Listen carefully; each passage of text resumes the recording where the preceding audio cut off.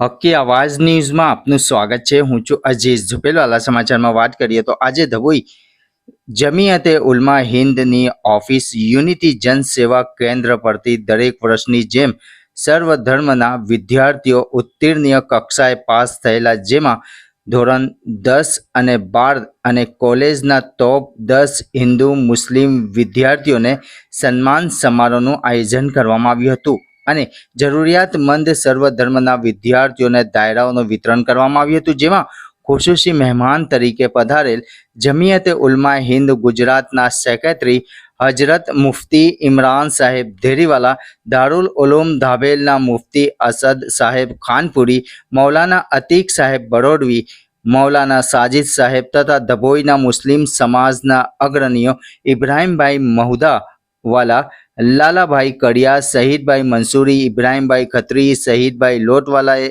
હાજર રહી તેમને સન્માન વધાર્યું હતું અને જમિયતે ઉલમા હિન્દ ધભોઈની ટીમે હાજરી આપી હતી, જેમાં પ્રમુખ હાફિઝ જકરિયા સાહેબ મંસૂરી, ઉપપ્રમુખ હાજી નિસારભાઈ ખત્રી, જનરલ સેક્રેટરી હાફિઝ ઇલિયાસ અત્તરવાલા, શકીલભાઈ મંસૂરી, હાફિઝ રિઝવાન લકી, અશફાકભાઈ પટેલ, મકબૂલભાઈ મુલ્લા, મૌલાના મુસ્તકીમ સાહેબ, હાફિઝ રિયાઝ મંસૂરી, રફીકભાઈ મંસૂરી, મુબીન અત્તરવાલા, મૌલાના જૈનુલ આબેદીન સાહેબ, ઇરફાન મંસૂરી, મૌલાના યુનુસ સાહેબ સહિત અનેક મહાનુભાવો ઉપસ્થિત રહ્યા હોવાનું જાણવા મળ્યું હતું।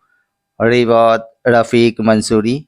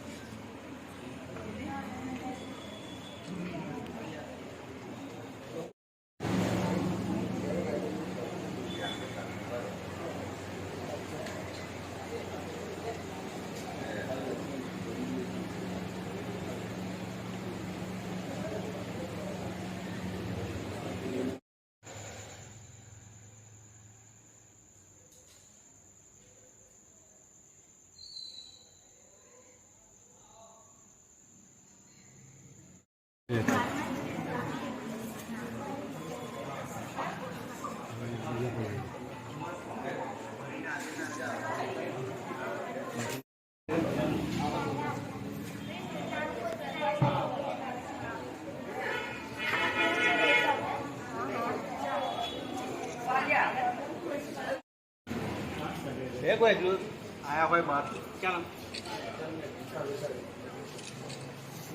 हाँ विशाल बाबूजी वाला